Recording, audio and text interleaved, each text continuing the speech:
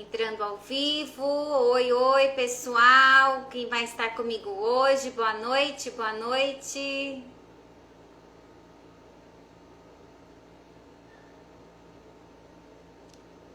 Boa noite, sejam bem-vindos, pessoal da Order Motion, bem-vindos, tudo bem? Sejam bem-vindos. Hoje falando sobre a apneia do sono, boa noite.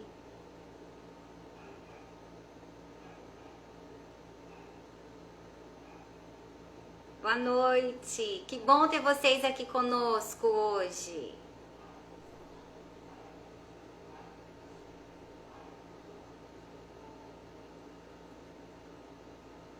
Fernanda, seja bem-vinda, boa noite.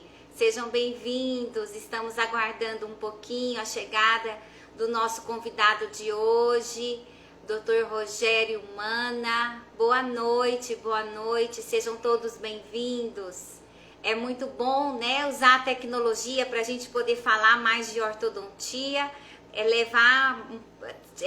compartilhar um pouco do que a gente conhece, do que a gente sabe, do que a gente estuda com os nossos colegas ortodontistas. É muito bom ter vocês aqui com a gente. Muito obrigada aí, quem está chegando agora na nossa sala, muito obrigada, boa noite. Dr. Rogério Mana, meu convidado de hoje, já está comigo aqui. Boa noite, Dr. Rogério. Já vou enviar para você aí, Rogério, a solicitação para você participar comigo ao vivo. Boa noite. Boa noite, tudo bem? Tudo bem, e você? Tudo ótimo, graças a Deus. Tudo na paz. Enfim, Meu som a tá Deus. Tudo bem? Tá, tudo bem. Você tá me ouvindo bem também? Tô, porque tive um probleminha na internet aqui, mas já corrigido. Não, tá tranquilo, sim. E aí, como foi hoje? Muita correria por aí? Correria do dia a dia, sempre, né? Mas Graças isso é bom, a né? Deus, né? Graças a Deus, né, Rogério? Sim, E vamos você esperar um pouco. também? Também, hoje eu estava no consultório, trabalhando com alinhador, hoje tive entrega de alinhadores, hoje foi bem produtivo lá no consultório, e agora tenho o prazer de estar com você aqui para a gente falar da apneia, que querendo ou não, é um assunto que até pouco tempo atrás não era tão falado, não era tão comentado e visado pela odontologia, né, Rogério? Sim. E é um assunto que quando eu convidei você, primeiramente eu quero agradecer por você ter aceito o convite de participar comigo dessa live. O professor Rogério, que é especialista em ortodontia, tem uma vasta experiência na área, é professor lá da EAP também, junto comigo lá, né? Professor junto com a gente lá, e eu tenho bastante satisfação de trabalhar com você, Rogério. E eu gostei muito da sua sugestão de abordarmos este tema e até mesmo chamar a atenção dos nossos colegas ortodontistas, né, para esse problema que acomete hoje, querendo ou não, muita parte da população, né? Sim. E nós, enquanto dentistas e ortodontistas, nós temos que ficar de olho e atentos a este problema, né? Que, querendo ou não, é um problema que acaba trazendo pontos negativos para a saúde do indivíduo, né?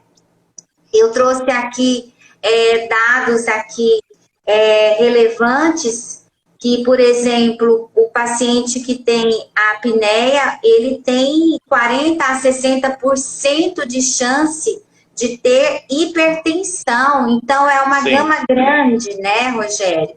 Então, é uma doença que nós, ortodontistas, precisamos voltar os olhos para ela, né?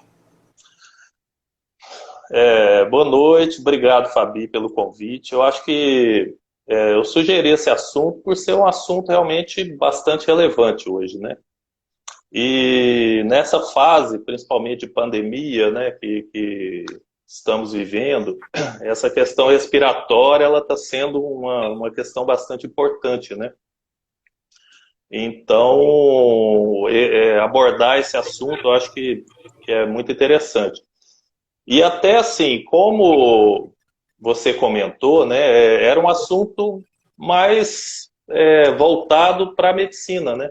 Os médicos os pacientes procuravam mais os médicos para isso, né? E de um tempo para cá a odontologia abraçou, né, essa área, não só os ortodontistas. Eu acho que essa questão do diagnóstico da apneia, né, é muito importante todo profissional da odontologia avaliar o paciente dessa forma, né? Então, hoje a odontologia ela está muito voltada para a estética, né? A gente tem visto uma preocupação enorme em relação a isso. Então, às vezes, olhar o paciente como um todo tá deixando um pouco de lado isso aí. Então, uma boa anamnese do paciente, conversar sobre vários assuntos e descobrir isso, né, do paciente, eu acho que é muito importante, né? Que aí você dá uma qualidade de vida ao paciente, né? Porque é um assunto que muitas vezes ele não é abordado de forma adequada, né?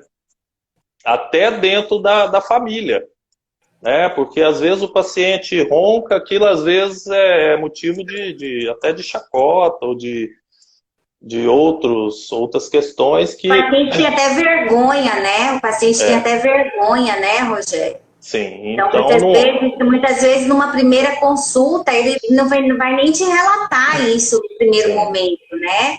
Porque ele tem vergonha, ele não quer falar isso para ninguém, né? Certo. Então esse assunto a gente precisa realmente abordar, né? Tem que chegar, tem que conversar e lógico, às vezes realmente o paciente pode ser que ele não comente com você naquele momento. Mas, como eu te falei, você fazendo uma anamnese bem feita, perguntando alguns sinais que o paciente possa ter, e isso vai mostrar que ele pode ter uma síndrome de apneia obstrutiva do sono, e daí você fecha o diagnóstico, né? E, lógico, pedindo outros exames que dessa forma você finaliza o diagnóstico de uma forma mais concreta, né? Ô Rogério, mas então, definindo então para quem está com a gente, para a gente poder entender certinho a tal da apneia obstrutiva do sono, né? Fala para mim então, assim, você que tem estudado bastante sobre esse tema, você que tem abordado bastante pacientes sobre isso, tem utilizado bastante tratamento para esse problema de apneia. O que é a apneia obstrutiva do sono? Para quem está nos assistindo, para os nossos alunos aí, os especialistas, os que estão fazendo especialização, o que é essa tal de apneia obstrutiva do sono? Tá. Então, nós temos, normalmente o paciente, né, que ele tem apneia, ele tem alguns episódios durante o sono, né? Então, são repetidos episódios, normalmente são acima de 5 por hora, tá? De obstrução total ou parcial das vias aéreas superiores, tá? E essa obstrução durante o sono, ela leva a paradas, né, de respiração ou redução da respiração. A parada normalmente é a apneia, tá? E a obstrução parcial é a hipopneia, tá? Então a gente, através dessa avaliação, que normalmente a gente faz com a polissonografia, existe um índice que você calcula o grau de apneia ou que o paciente tem naquele momento. Então, o nosso paciente, ele pode ter os dois episódios, né? Ele pode ter a apneia e a hipopneia. A apneia, ele para de respirar por algum períodozinho de tempo, né? Sim, acima de 10 segundos. Normalmente, acima de 10 segundos, e tem pessoas que param até 50 segundos. Né? Então... Sim, aqui, olha, eu trouxe outro dado relevante aqui, de extrema importância, olha. Sim. quem tem a SALS grave aumenta de 3 a 4 vezes a chance de arritmia cardíaca, e 2/3 dos indivíduos que sofreram infarto do miocárdio eram portadores da síndrome grave. Sim. Então, provavelmente, essa fatia aí, que muitas vezes tem a apneia em mais tempo, né? Então, entraria nos casos mais graves, muitas vezes seria o caso cirúrgico de tratamento, né, Rogério? Então, não, a questão cirúrgica do tratamento, ela vem, depende, né? Porque o algoritmo de tratamento da apneia, né, existem algumas formas que você pode fazer esse tratamento. Tá? Já nós vamos chegar lá, vamos seguir aqui a historiazinha certinha aqui, para quem estiver nos acompanhando entender certinho o nosso raciocínio que você me passou certinho, né? Okay. Então, e aí, Rogério? Ok, então nós já entendemos que o nosso paciente que tem a síndrome, ele pode ter os 2 episódios acontecendo. Sim, ou ele para de respirar, ou ele tem pequenos diminuições de respiração durante o sono, isso, né? Sim, isso. Juntando as duas coisas, por hora você chega naquele índice que o paciente tem naquele momento. Então, a apneia, existe esse índice, né, que é feito através da polissonografia, que o paciente até 5 episódios, ele é normal. Tá?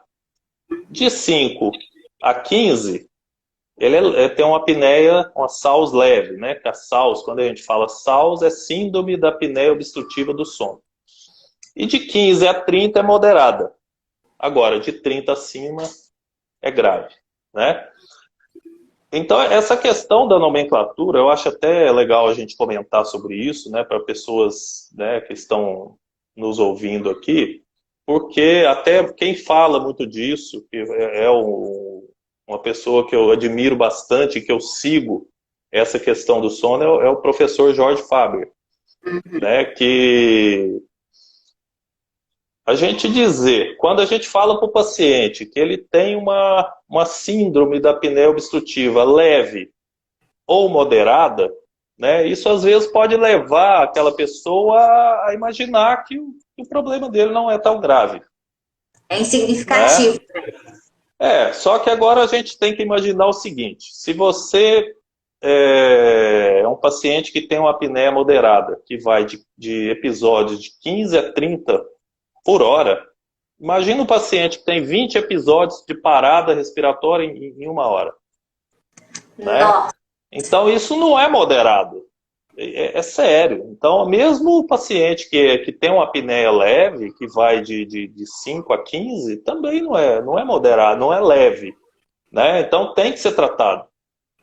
Por isso, a importância do entendimento desse assunto, de buscar informações sobre esse assunto em toda a parte da odontologia. Né? E conscientizar o paciente, né? E conscientizar o paciente, né? Sem dúvida nenhuma. Então, a adesão... A Carla está perguntando aqui, Rogério, existe para crianças exame para apneias?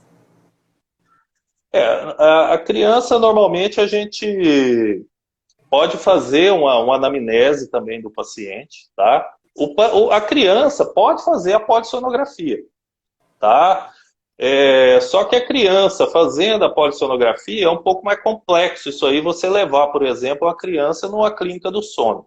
Normalmente o pai ou alguém teria que acompanhar, porque é complexo você deixar. Agora, existe algumas polissonografias, ou a polissonografia tipo 4, por exemplo, eu vou falar um pouquinho mais sobre ela um pouquinho mais à frente. Vai. Que você pode utilizar e já conseguir fechar o diagnóstico em cima de um problema de uma criança. Mas é o seguinte, a criança, o que a gente tem que pensar, que nós também vamos falar um pouco mais, é que não é normal a criança roncar. Né? A partir do momento que a criança ronca, a gente já tem que pensar que alguma coisa tem que ser feita. Tá? Então, existem tratamentos que você pode fazer primeiro, e que é um pouco mais, ou melhor, menos invasivo, né, que pode, hoje, até diminuir um pouco mais, os otorrinos são um pouco mais conservadores, né, em relação à cirurgia de amido adenoide, né. Então, você pode fazer um tratamento como ortodontista para resolver isso de uma forma menos invasiva, né.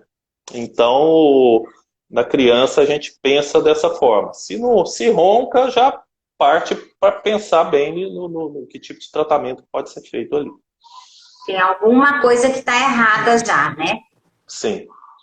Ô, Rogério, então, recapitulando aqui, então, e ronco? O ronco, então, não é normal, né? No paciente adulto e nem no paciente da criança. Também não é normal o ronco, né? Então, no adulto, existem alguns fatores. Nem todo adulto que ronca, ele tem apneia.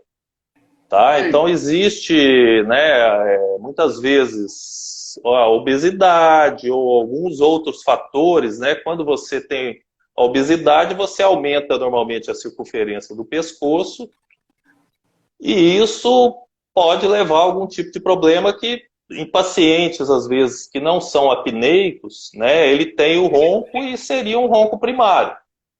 Aí vem, às vezes, o uso de bebida alcoólica, né, ou um dia que a pessoa está um pouquinho mais cansada, ele pode relaxar um pouco mais, né, os músculos da língua e do palato.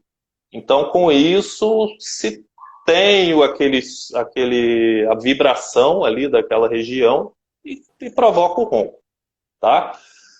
Então, isso tem que ficar claro, que nem todo mundo, mas 95% das pessoas que roncam são apneicos ou têm apneia. Né? Então, é o primeiro sinal que a gente tem que já preocupar. Se eu ronco, ou se meu marido ronca, ou se a minha esposa ronca. Então, a gente tem que procurar alguém para investigar isso aí, né? Porque o ronco buscar um fator etiológico que está desencadeando esse ronco, né? Sim, é isso aí, né? Porque o ronco, ele tem vários fatores que podem ser problemas, né? Até na questão do relacionamento, né? Tá? Então, o tratamento da apneia, ele pode influenciar nisso aí no ponto positivo, né? Tá? Certo. E, Rogério, como é que a gente chega no diagnóstico dessa apneia, da apneia? Como é que o meu paciente, eu fiz a anamnese do paciente, ele relatou para mim lá essas queixas. Como é que eu posso chegar à conclusão de que realmente o meu paciente tem essa síndrome? Como eu disse, um dos primeiros sinais é o ronco, né? Tá? Então, a partir do momento que você avaliou isso aí, já é um ponto que você tem que investigar, tá? Agora, pessoas que têm dificuldade de concentração durante o dia, sonolência diurna, né? Isso tudo já são sinais que podem... Irritabilidade, né? Irritabilidade, isso. Então, você já vai avaliando esses aspectos, né? E aí, chegando no profissional, ou no dentista, ou no otorrino, por exemplo, né? Aí você pede uma polissonografia do paciente. Primeiro, logicamente, a anamnese que você faz, você avalia, conversa com o paciente, conversa com a esposa ou com o marido, que é muito importante isso também, né? E aí você solicita a polissonografia. Então, hoje nós temos 4 tipos de polissonografia, que é a poli tipo 1, 2, 3 e 4, tá? A polissonografia tipo 1, ela é o padrão ouro do diagnóstico da SALS. Tá? Então, é a forma que você vai realmente diagnosticar e vai saber se o paciente realmente tem aquela SALS. O paciente vai para a clínica do sono, ele faz todo o exame, esse exame é monitorado a noite inteira, tá? E dessa forma você tem como saber, né, a saturação do paciente, esse índice de apneia e hipopneia, né, como está durante a noite, até movimentos, o grau, o ronco, como está, a oximetria. Então você tem vários canais, normalmente 7 canais, que você consegue analisar muito bem como está a situação do paciente naquele momento, né? Essa é a primeira, né? É a tipo Sim. 1. Aí, a tipo 2 é uma polissonografia muito próxima da tipo 1, só que ela é feita em casa, sem monitoramento, né? Então, é uma polissonografia que pode incorrer em erros.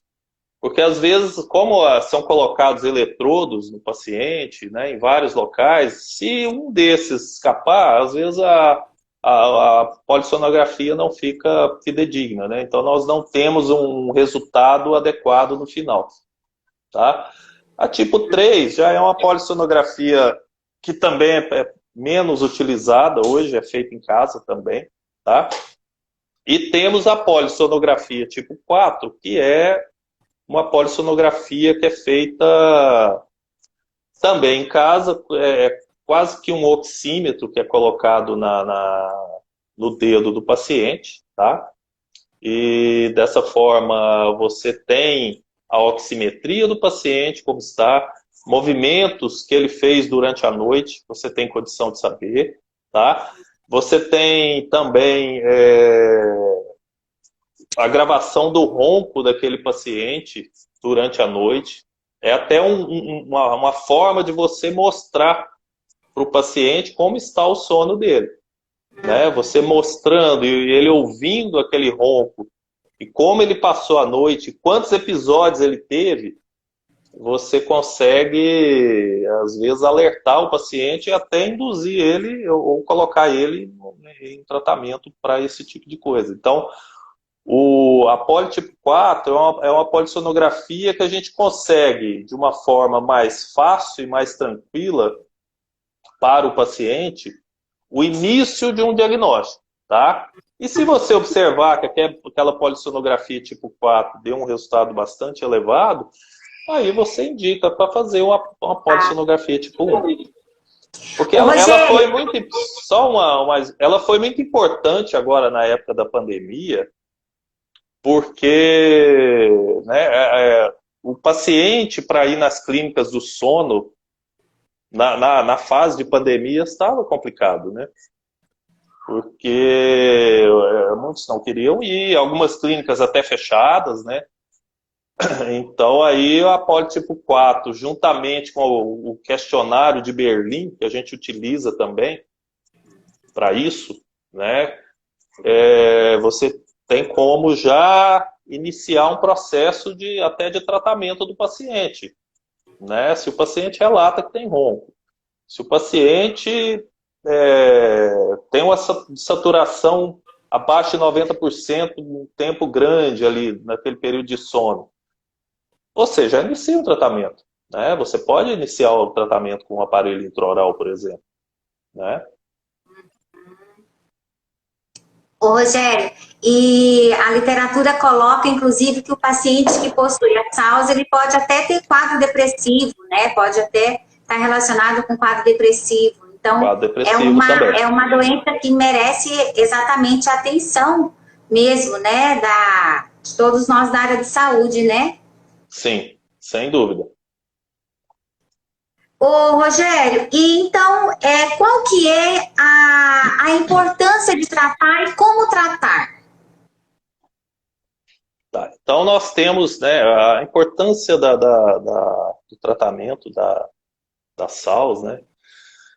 Então, assim, primeiro a gente tem que ver quais são os fatores de risco, né, da SALS, né? Então, nós temos, por exemplo, quando o paciente tem a língua e a úvula aumentada, até um ponto bastante interessante que eu lendo artigos aí, que eu vi, por exemplo, o paciente obeso, ele tem um aumento do tamanho da língua. Tá? Então, isso é uma coisa que às vezes poucas pessoas pensam nessa questão, né? Então, esse aumento no tamanho da língua da pessoa que é obesa ou que tem um sobrepeso, né, isso interfere muito na questão respiratória, tá? Então, alterações crâniofaciais, o retrognatismo mandibular, a posição de dormir do paciente, isso influencia, né? Ingestão de álcool sedativo, isso tudo a gente comentou ali, tá? E até as mulheres na menopausa, né? Tá? Nessa fase também existe uma propensão maior de ter a apneia, né? Então, assim, com relação E ela comete mais homem ou mulher? mais os homens, né? Então, 1 a cada 4 homens tem a SALS. E mulher, normalmente, 1 a cada 10. Né? Para você ver que é bem importante isso aí, né? Uma questão muito importante que tem que ser dada atenção, né? E como tratar? Tá, então hoje a gente tem, né, primeiro assim, eu acho que a importância, né, como você perguntou, de tratar o porquê, né? Por que a gente deve tratar, né? Como você comentou lá no início, por exemplo, 2/3 das pessoas, como você até já falou, mas 2/3 das pessoas que tiveram infarto eram portadores da SALS, né? Então, o risco de ter, por exemplo, AVC aumenta em 3 a 4 vezes, tá? Então, isso aí já, né, pensa. Impactos neurocognitivos, a questão da sonolência, por exemplo, motoristas que trabalham, pessoas que trabalham, né, motorista de caminhão, ou quem viaja, ou quem trabalha, ou a gente mesmo, né? Se você tem a SALS, você não dorme bem, você tem vários episódios durante a noite, você tem um sono muito leve, né? E dessa forma, durante o dia, você vai ter sonolência. Então, o risco de acidentes também pode ser aumentado, tá? Então, são fatores que precisam ser tratados, né? No caso das crianças, você tem que se preocupar muito pelo déficit de atenção, né? A criança na escola, às vezes, por quê? Por que ela não está acompanhando a Não está turma de rendendo forma bastante, adequada? né? Né? Então, vamos investigar. Existem vários fatores, não só esse, mas é um deles. Né? Se isso está atrapalhando, é um motivo da importância de você tratar. Né? Insuficiência cardíaca, doenças coronarianas, tudo isso são fatores que são importantes no tratamento da SALS, né? Tá? Então, hoje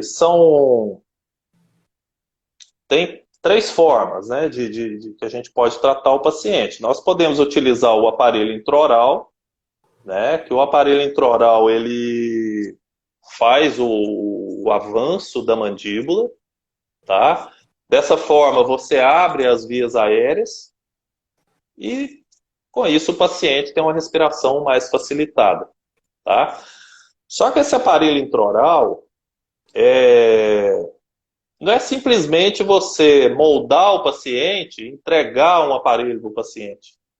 Tá? Você precisa titular esse aparelho, você precisa incentivar o paciente a usar esse aparelho, porque senão não é assim, né? Você não simplesmente entregando, porque é um aparelho robusto, ele às vezes no início ele pode ter uma fase de adaptação que o paciente No precisa de começo não deve incentivo. ser fácil, no começo não deve ser fácil, né, Rogério? Porque Sim, tem toda a parte de adaptação do paciente, ele adaptar nos primeiros dias, 1 hora para enquanto estiver acordado à noite para acostumar a usar, isso, depois vai aumentando gradativamente, não sim. é assim? Tem toda essa parte. Então não é molda, manda pro protético e faz, não é bem Não, assim.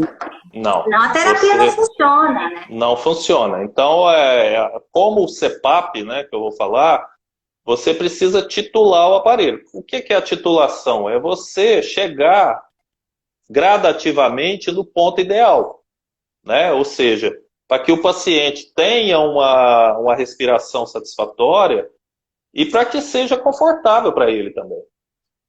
Né? E isso envolve toda a família. Tá? Então, um paciente né, é importante você colocar isso para a esposa ou para filhos, né, a importância que é aquilo ali para a pessoa que está tratando, né, ou para o marido com relação à esposa. Né? Então, a gente tem vários relatos de pacientes nossos tratando, né, do início, como foi complicado, e que hoje esses pacientes utilizam o aparelho e ele é como se fosse parte realmente da vida dele. Tá? Não dorme sem, né? Não dorme sem, porque o que melhorou aquilo na qualidade de vida do paciente é uma coisa impressionante. Então, um exemplo de um paciente até há 1 ou 2 semanas atrás, que foi o meu consultório, que a gente fez uma polissonografia tipo 4 no início. E no final da titulação do aparelho, no início ele deu 29 o índice dele de saturações por hora. Uhum. Tá? Depois que a gente titulou o aparelho, a gente fez uma nova polissono, ele usando excelente, um paciente colaborador, deu 3,6. Nossa! Ou seja, quanto tempo de uso? Quanto tempo de uso? Nós colocamos o aparelho, se não me engano, em setembro. E aí fomos titulando. No início foi um pouco complicado, ele não queria usar. Homem. E até nós tivemos assim a esposa dele foi minha paciente também, de ortodontia, a filha, toda a família inteira, né? E aí eu conversei bastante com a esposa. Até no início teve um tratamento de choque, assim, meu e dela, com relação a ele, sabe? Eles iam fazer uma viagem e ela falou, ó, se você não usar o aparelho, você não vai da viagem, eu vou cancelar a sua passagem, só vamos nós, porque não dá pra gente ficar em 2 apartamentos. Então minha filha também não dorme, e aí foi assim. E aí ele titulou o aparelho, a gente começou a usar antes, aí ele viajou. Nossa, mudou a vida dele, né, Rogério? Mudou a vida. Aí ele me mandou uma foto, inclusive, no dia da viagem, ele abraçado com a esposa, e ele falou, aí, ó, a culpa é sua, isso aqui. Então, a satisfação que você tem, né, desse tipo de tratamento também é você devolver isso, né, até para a família, né? É muito gratificante. Tá? Então, o aparelho intraoral, ele entra de uma forma bastante favorável para o paciente. Né? Aí nós temos o uso do CPAP, né? Que é utilizado também à noite. Ele é da mesma forma que o aparelho intraoral, ele também precisa ser titulado, só que o CPAP ele já tem uma forma diferente de utilização, né? Então a pressão de ar que o próprio aparelho é como se fosse um compressorzinho que é utilizado durante a noite e vai tendo a entrada de ar para aquele paciente de forma que ele respire normal. Então esse CPAP também ele é titulado, porque também cada pessoa tem uma necessidade, né? Então, você, na hora da titulação, tanto do aparelho intraoral, vai ter paciente que você vai avançar 5 milímetros, tem paciente que você vai avançar 7, e tem outros que você vai avançar menos, né? Como o CPAP, em relação à parte respiratória. O CPAP, em relação ao aparelho intraoral, ele tem uma adesão um pouco mais difícil do paciente, tá? Mas... Por exemplo, pacientes com SALS grave, né, acima de 30 episódios por hora, o CPAP realmente seria a melhor indicação. Tá? Não que o aparelho intraoral não possa ser utilizado. Porque se o paciente não se adapta ao CPAP, é muito melhor você utilizar. Seria uma solução, né? Seria melhor usar o aparelho do que não usar nada, né? Sem dúvida nenhuma. Então, existem pacientes com SALS grave, né, acima de 30 episódios por hora, que você utiliza o aparelho e tem uma melhora muito boa. Muito boa. E você, dessa forma, você consegue diminuir bastante aquelas questões que a gente comentou, de chance de AVC, de problemas de infarto, né, que aumenta. Então, você diminuindo os episódios noturnos do paciente, você melhora toda essa condição, né? Então, falando, por exemplo, toda vez que o paciente tem uma dessaturação ou ele tem uma diminuição da entrada do fluxo de ar, normalmente a pressão dele sobe, tá? Então, tem pacientes que você vê na polissonografia que ele está com uma pressão, às vezes, de 60, ou, melhor dizendo, batimento cardíaco, tá? Então, ele está com um batimento cardíaco de 60 e ele vai para 130. Isso à noite, tá? Então, você imagina essa oscilação. Não tem máquina que aguente, né?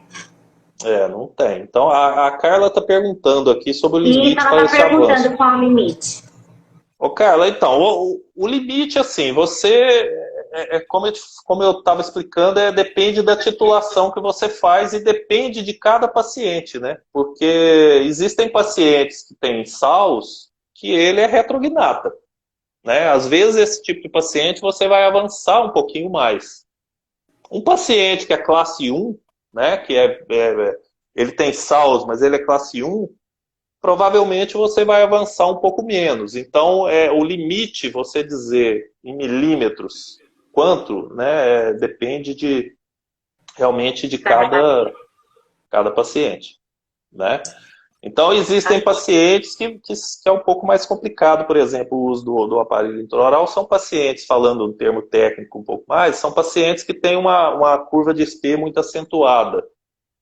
Tá? Então, esse paciente, às vezes, na hora do avanço, o que acontece? Você precisa, para que o avanço ocorra, você precisa levantar bastante a região posterior.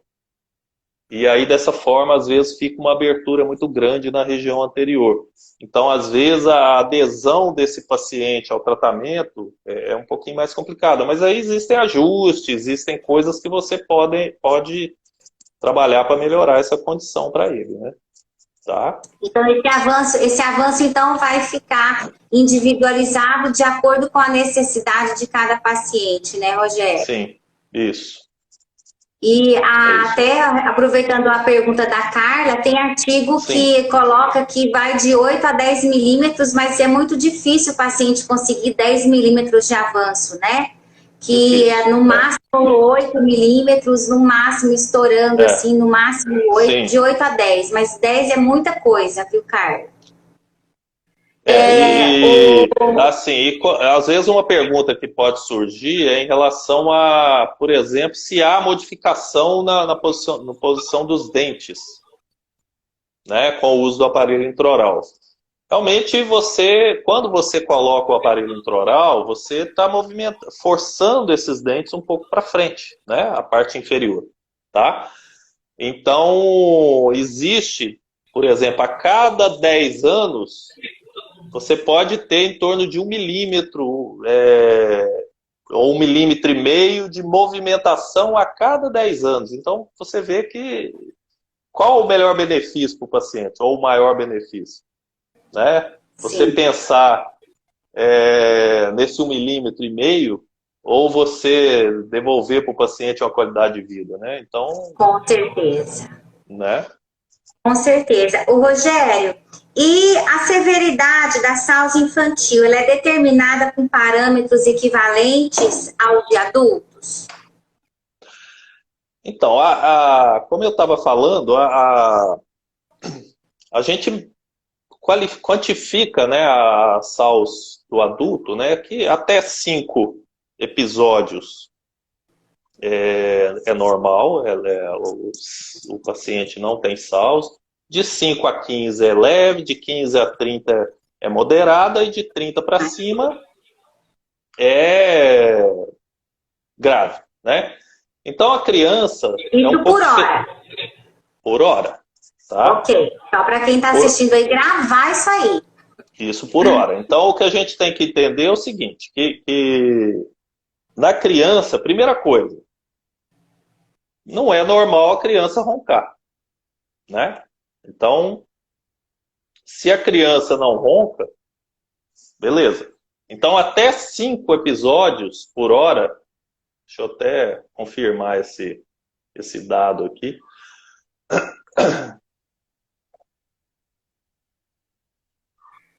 Nós estamos com quanto tempo de live, Rogério? Eu estou sem relógio aqui. 40 Senão minutos. o Instagram vai nos derrubar. Senão o Instagram vai é? nos derrubar. Tá tão boa que a gente nem viu o tempo passar. As minhas lives são assim. Quando eu vejo, está estourando o tempo. Mas eu só falo com gente que sabe. Daí eu vou fazer o quê, né? Então, você vê, né? Ué. Ó, então, na criança, a gente tem essa diferença da questão da parte respiratória. Então, se a criança ronca, você já se preocupa, tá? Então, até 5 é leve, tá? De 5 a 10, deixa eu só confirmar, Fabi, que esse dado aqui...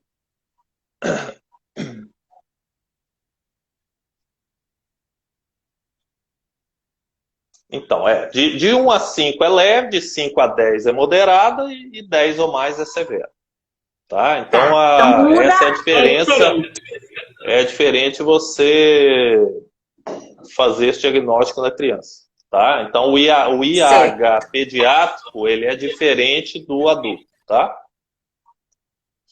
E quais seriam as alternativas de tratamento que envolvem na criança? O que eu posso pensar no tratamento dessa criança que ronca, que fez a polissonografia, que deu realmente que ela tem apneia? O que seria uma saída?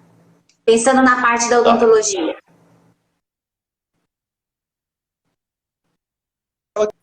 Rogério? Tá me ouvindo? Tô. Oscilou um pouquinho. Isso, tô te ouvindo. Melhorou agora? Tá ótimo. Então, você verifica se a criança tem sobrepeso. Tá? Então, controlar o peso da criança. Tá? Às vezes você pode usar corticosteroides nasais, também é um fator que você pode utilizar. Cirurgias de amígdala e adenoide, tá? Também. E a expansão maxilar e a cirurgia. Então, assim, a cirurgia ortognática em criança, né, se fala isso na literatura, mas na realidade é um pouquinho a mesma coisa o uso do CPAP. Tá? Então, chegando a criança no meu consultório, os pais relataram do ronco, relataram também dos sinais que esse paciente mostrou em relação a, escola, por exemplo, a escola, né? Até aí você já se preocupa com essa questão. Então, primeira coisa que a gente faz é uma expansão maxilar. Tá? Então, a gente utiliza, no meu consultório, eu utilizo o Hyrax para isso. Né? A gente faz uma expansão bastante generosa, até Broad, normalmente a gente utiliza. E a gente tem embasamento científico nisso, pesquisas científicas, bastante coisa na literatura que mostra realmente a grande melhora que ocorre nas crianças que fazem a disjunção numa fase precoce, tá? E então você imagina o benefício que essa criança vai ter. Até a professora Daniela Garibe fala muito isso, né? Fala muito isso, né? Naquela live que a gente fez lá em julho, né? Do Júlio Laranja, né? Falou bastante nesse assunto. Então, a disjunção, ela é primordial. Então, analisou esses aspectos. Então, hoje eu penso nisso primeiro, até eu converso, né? Tem alguns otorrinos que a gente tem contato, mas eles pensam da mesma forma, né? Então, esse pensamento um pouco mais conservador hoje, expande primeiro, reavalia, Agora, posteriormente, verifica a possibilidade da cirurgia de amido e adenoide, né? Então, é isso que é o protocolo que a gente tem utilizado, né? E temos muito resultado e embasado cientificamente, tá? Porque isso eu acho muito importante, né? Certo, professor Rogério. E para a gente finalizar, mais alguma observação? O que você quer colocar para a gente poder encerrar antes que o Instagram nos derrube? É aquilo que a gente conversou no início, que a gente sempre fala, né? O olhar clínico do profissional. Eu acho que isso é primordial. Eu falo sempre para os nossos alunos lá na IAP em relação a essa questão. É você olhar o paciente como um todo.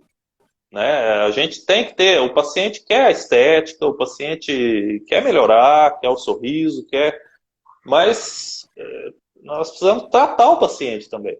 Né? A saúde do paciente. Então, ele tem saúde, a gente função, tudo, né? Sim, a gente tem que analisar ele, né, como um todo, e a partir desse momento, que é uma coisa até hoje muito falada pelos colegas, que a odontologia não é valorizada, né? Às vezes a medicina é um pouco mais valorizada do que a odontologia, mas isso depende muito da gente, né? Eu tenho falado muito isso, sabe, Rogério? Eu tenho falado muito isso nas minhas lives aqui, que depende de nós nos posicionarmos melhor, enxergar melhor o nosso paciente, para a gente ter um respeito melhor pela sociedade, né? Você também não concorda? Concordo. Né? Nós então, temos que cuidar também da estética, porém eu preciso restabelecer função, eu preciso restabelecer saúde, eu preciso pensar que é um organismo, eu trato de saúde, né? Sim. Então, para ele te enxergar um doutor, né? Você tem que mostrar para ele esse conhecimento, né? Exatamente. Você tem que ter o conhecimento para que ele... o conhecimento doutoral, né? Olha a importância desse tema que nós dois estamos abordando hoje. Então, né? Que é uma coisa que muitas vezes o profissional, como é um tema um pouco mais difícil, às vezes, de entendimento, que envolve várias coisas, às vezes o profissional deixa um pouco isso de lado, né? Uhum. E precisamos dar atenção a isso. Então, esse é o ponto primordial aí, né? Professor Rogério, olha, gratidão por ter tido você comigo hoje aqui. Viu? Muito obrigada pela sua participação aqui na nossa Semana da Ortodontia, aqui na Ortomestre.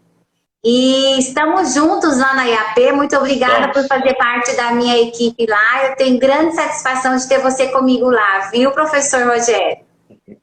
Fabi, muito obrigado pelo convite. Estamos à disposição para a gente conversar novamente a qualquer momento aí. Com certeza. E amanhã, terminamos a nossa semana de ortodontia, Rogério. Amanhã eu vou estar com um professor falando de sistema autoligado. Amanhã eu vou estar falando, ele participou até da Maratona da Morelli, vai estar comigo amanhã, o professor Bolívar Pimenta. Vai estar comigo amanhã às 19 horas, falando comigo sobre o sistema autoligado. Aí, amanhã é quinta, né, Rogério? Tá passando muito rápido. Aí, na sexta-feira, eu estou com um post falando de gerenciamento de consultório. Para a gente poder bater um papo sobre gerenciamento de consultório. Vamos lá, pessoal, todo mundo aí. Vamos com a gente, vamos falar de ortodontia, vamos colocar esse pessoal para estudar um pouquinho e ler artigo, né, Rogério? É isso aí. E olha, dia 18 de fevereiro está chegando e eu estou preparando um webinário super legal que eu vou apresentar sobre o método Ortomestre de diagnóstico e planejamento ortodôntico. Eu quero todos vocês lá comigo. Rogério, meu parceiro, quero você lá comigo, hein? Tamo junto. Tá bom? Tamo junto. Então tá. Um beijão pra vocês. Fiquem com Deus até amanhã, tá? Rogério, gratidão. Manda um beijo pra Luciana. Mando sim. Tchau, Tchau, Carla. Obrigada pela sua participação hoje com a gente. Obrigado a todos.